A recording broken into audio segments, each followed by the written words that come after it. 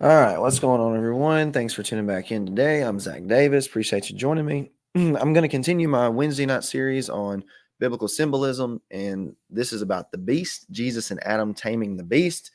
Taught this a couple weeks ago, so thought I'd kind of catch everybody up to speed. Don't forget to like and subscribe. Join us on YouTube or at Patreon, and you'll get the early release of the Revelation studies. 2 of them are out. The third one should drop this Sunday. We've been a week or 2 behind, everything going on out in North Carolina. We've been a little busy, but we'll be back up to speed and post the third one this week. So let's look at Jesus and Adam tame the beast. And I want to start with a couple observations here. Number one is that man has dominion over the animals. So let's think about it this way. And I don't want to, I'm as far as the animal stuff goes at the beginning of the Bible, I know there are some people that take it all symbolic out of the gate. Some people don't. I'm studying that, working through it, but I just want to make some clear connections, whether what's symbolic or what's not symbolic. So note that and note a few things here. So number one, man has dominion over the animals, and specifically Adam. Genesis 1:26, God said, "Let us make man in our image.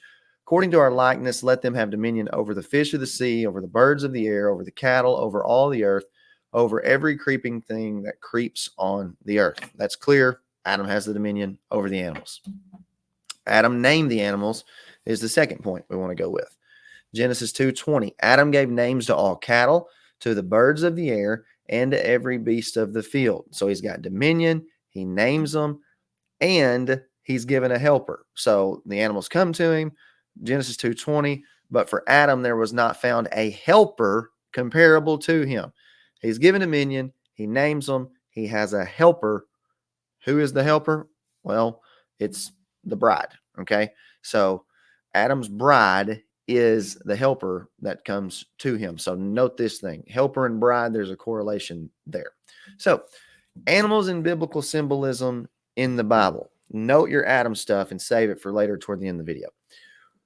Some of these animals are rebellious animals. It's not by chance that it was a snake in the garden and not a puppy dog. So that imagery is good. Like most normal people hate snakes, the Bible's doing that on purpose.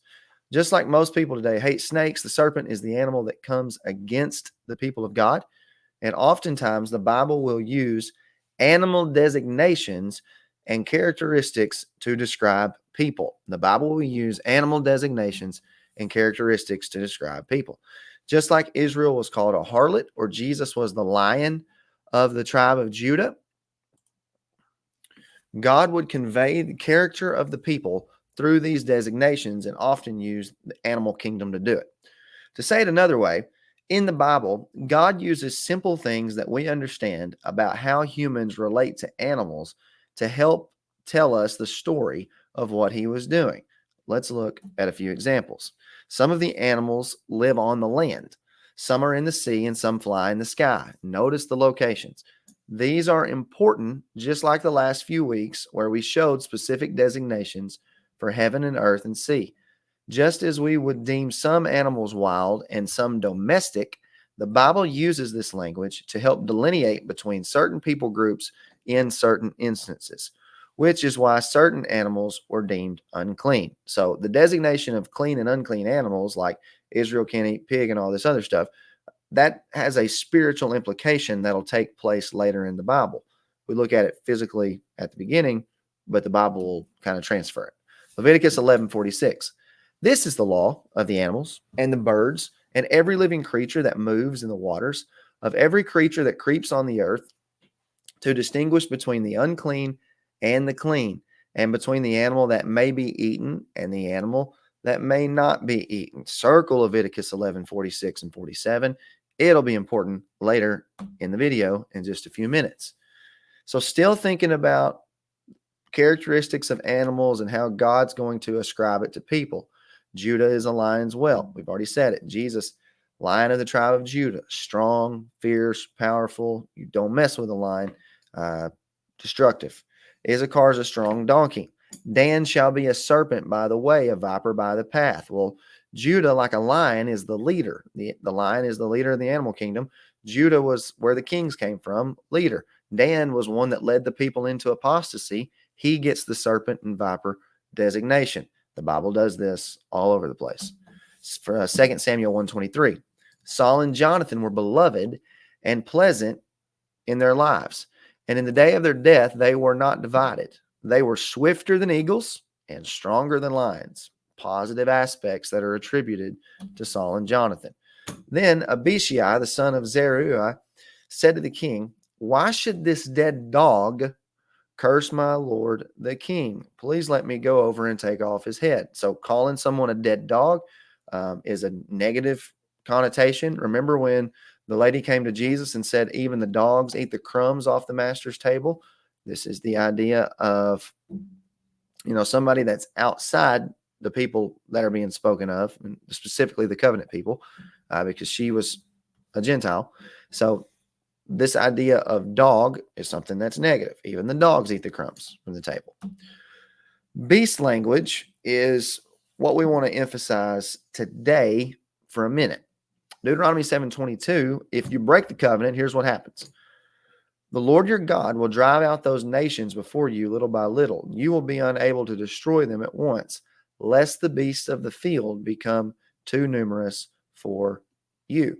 Beast of the field, somebody who's outside, coming in judgment. That's our idea of Deuteronomy 7:22. Jeremiah 5, we see this played out. Run to and fro through the streets of Jerusalem. See now and know, and seek in our open places if you can find a man. I think man there's a covenant term, by the way, but that's a different story for a different day. If there is anyone who execute judgment, who seeks truth, I will pardon her.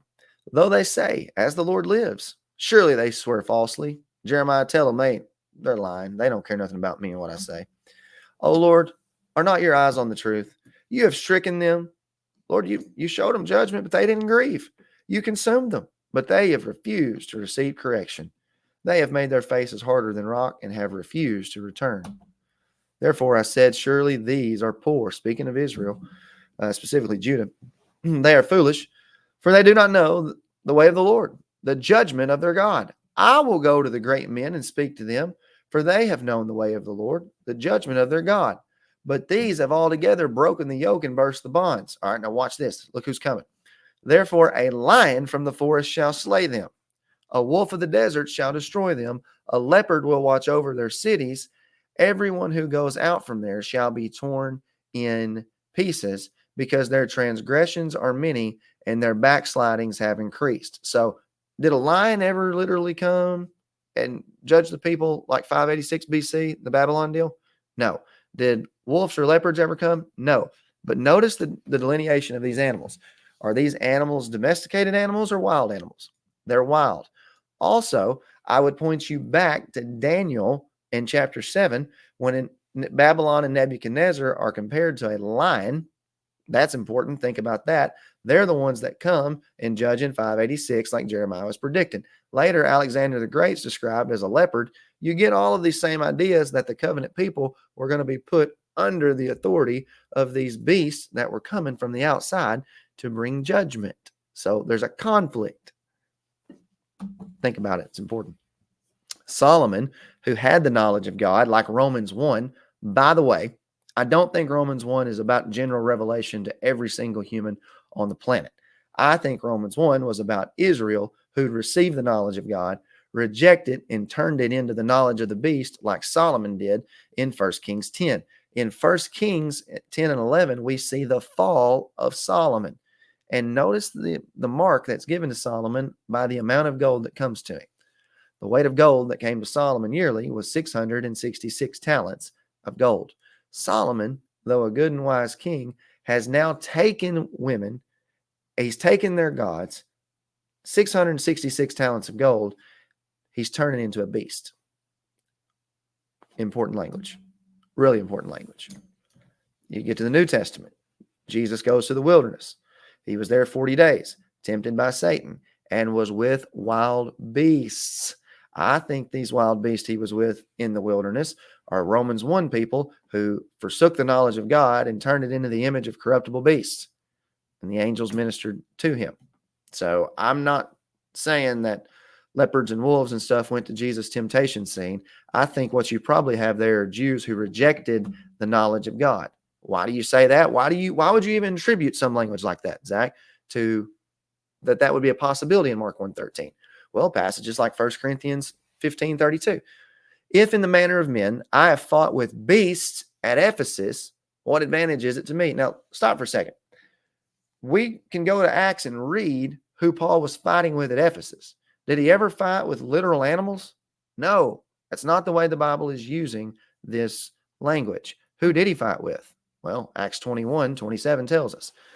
Now, when the 7 days were almost ended, Jews from Asia, seeing him in the temple, now this is after his missionary journey where he was in Ephesus and he's come back, seeing him in the temple, stirred up the whole crowd and laid hands on him, crying out, Men of Israel, help! This is the man who teaches all men everywhere against the people, the law, and this place, the temple. Uh-oh. And furthermore, he also brought Greeks into the temple and has defiled this holy place. For they had previously seen Trophimus, the Ephesian, with him in the city, whom they supposed that Paul had brought into the temple.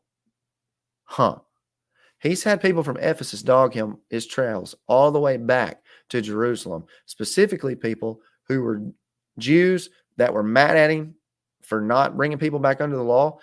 Yes, he had conflict with Gentiles in Ephesus too, but either way, these beasts that he's fighting with in Ephesus are humans, Jewish or Gentile, and they're not land beasts. Go read Acts 17, 18, 19, 20, and 21. You'll get the flow of who it was that he was dealing with there. It was so bad that they ran him out of town. So note that and go back and read that section of Acts, and you'll see that those beasts of 1 Corinthians 15:32 are humans who are rejecting the knowledge of God. Hosea 2, wonderful prediction from the Old Testament. Speaking of the new covenant, says, It shall be in that day, says the Lord, you will call me my husband, a la Revelation 19, face to face, intimate language. You don't have that under the old covenant. And no longer call me my master, slaves, servants. What were they under the old covenant? They were in bondage, slaves. For I will take from her the names from mouth, the names of the Baals, and they shall be remembered by their name no more. Okay, new name. In that day, I will make a covenant for them with who? In the new covenant, the beasts of the field, the birds of the air, the creeping things of the ground, bow and sword of battle, I will shatter from the earth. Bow and sword of battle, I will shatter from the earth. Take that another way. Jesus said, my kingdom's not of this world. If it were, my servants would fight. Now think about it. How come Hosea brings up bow and sword of battle, I will shatter from the earth to make them lie down together safely, when he talks about making a covenant with the birds of the air, the beasts of the field, and the creeping things of the ground? Pick me, I know, because the Jews and the Gentiles were always at conflict with the outsiders. How did they advance the kingdom under the old covenant? Physical swords, physical fighting. Now in the new covenant, Hebrews 4, it would be with the sword of the word of God through the proclamation of the gospel, and they would come and coexist together. That's the whole idea in Galatians 3 when Paul says there's neither Jew nor Greek. That's the whole idea that's there. Isaiah 11 tells us the same thing. Just like Hosea predicts that this will happen at the time when the Messiah comes and brings in the new covenant. Therefore, there shall come a rod from the stem of Jesse. Jesse, David, Jesus is the son of David. David's been dead a long time here, kids, by the time Isaiah wrote. And a branch shall grow out of his roots, and the Spirit of the Lord shall rest upon him. Jesus' baptism. Spirit of wisdom, understanding, counsel, and might, knowledge, and the fear of the Lord. His delight is in the fear of the Lord. And he shall not judge by the sight of his eyes, nor decide by the hearing of his ears. But with righteousness he shall judge the poor, and decide with equity for the meek of the earth. The meek shall inherit the earth, those who learn and listen to him. He decides that. He shall strike the earth with the rod of his mouth. That's Revelation 19. The sword comes out of his mouth. And with the breath of his lips, he shall slay the wicked, those who didn't believe. There you go. There's your eschaton 80-70. Righteousness shall be the belt of his loins, and faithfulness the belt of his waist. Here we go. The wolf, sound like Hosea, shall also lie down with the lamb. The leopard shall lie down with the young goat, the calf and the young lion and the fatling together. And a little child shall lead them. The cow and the bear shall graze. Their young ones shall lie down together. The lion eats straw like the ox. The nursing child shall play by the cobra's hole. When would all this happen? during the time of the new covenant when the Messiah comes. And the weaned child shall put his hand on the viper's den. They shall not hurt nor destroy. Here we go. In all my holy mountain. What's the holy mountain? It's the mountain they had come to in Hebrews 12, Mount Zion, the New Jerusalem, the church. This is not about some future thing to me and you. This is the true reality in the new covenant for those who are in it. The earth shall be full of the knowledge of the Lord as the waters cover the sea. And in that day there shall be a root of Jesse who shall stand as a banner to the people. Jesus. Here we go. Note this. For the Gentiles shall seek him, and his resting place, they were seeking rest in the New Jerusalem. It'll be glorious. Is that not good? See how constantly you get the Gentile idea connected back into the lion, the leopard, the wolf, all that language? It's because they're going to rest together in the new covenant, in the New Jerusalem, and there's going to be a peace there. That enmity is going to be removed. Ephesians, the dividing wall will be gone. Acts 10. Now, this is important. Remember, back in Leviticus, you had clean and unclean animals. Watch how the Bible uses it spiritually in the New Testament. The next day, as they went on their journey and drew near the city, Peter went up on the housetop to pray about the 6th hour. Then he became very hungry and wanted to eat. But while they made ready, he fell into a trance and saw heaven open and an object like a great sheet bound at the four corners descending to him and let down to the earth. Four corners of the earth. Note that. In it were all kinds of four-footed animals of the earth, wild beasts, creeping things, birds of the air. And a voice came to him, Rise, Peter, kill and eat. Oh, he can't eat this, Leviticus 11. Peter said, Not so, Lord. I've never eaten anything common or unclean. And a voice spoke to him again the second time. What God has cleansed, you must not call common. This was done 3 times. Why? Principle of 2 or 3 witnesses. And the object was taken into heaven again. Right after this, in Acts chapter 10, Peter goes to Cornelius, tells him about the dream. God told me I wasn't supposed to call anything unclean, meaning that the Gentiles are coming in. It's applied to the Gentiles. Every preacher with a brain will teach you that way in Acts chapter 10. That's not even in discussion. But when we take that language to the rest of the beast language in the Old Testament and the New, then a lot of things start to fall into place. So how does Jesus fulfill what we talked about at the beginning with Adam? Well, number 1, Jesus is the new Adam, 1 Corinthians chapter 15. Jesus, like Adam, is given dominion over all things, which would include the beasts of the field and all these animals on the outside. Oh, by the way, the gospel goes to the 4 corners of the earth. That's the picture in the first century of the known world. Matthew 28, Jesus says, all authority is given to me. He's the new Adam with Adam's new dominion.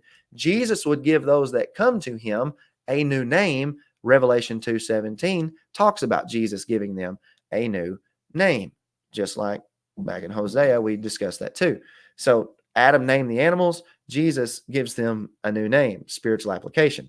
Jesus too had a helper. John chapter 15, 26 and 27 says, then the Spirit comes, the Paraclete, that the helper would come. Well, the helper would live inside of the followers of Jesus. And in Ephesians chapter 5, Paul calls the followers of Jesus the bride. The bride is the helper who helps Jesus tame the animals by taking the dominion to the 4 corners of the earth to share the gospel so that these animals will come in, get a new name, and lie down together safely in the new covenant with God's people. And that's why in Isaiah 65, in the new heavens and new earth, you read this in verse 24 and 25.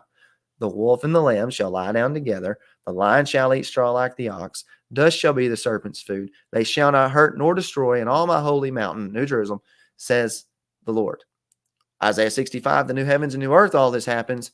Isaiah 11 and Hosea 2, when the new covenant comes, all this happens, i.e., the new heavens and new earth speak of the time of the new covenant when the Messiah reigns. The wolf and the lamb lie down together. Jesus tames the beast. He keeps the dominion that Adam could not. He demonstrates it. He has it, and it's his forevermore. God bless you. Like and subscribe down below. We'll see you soon.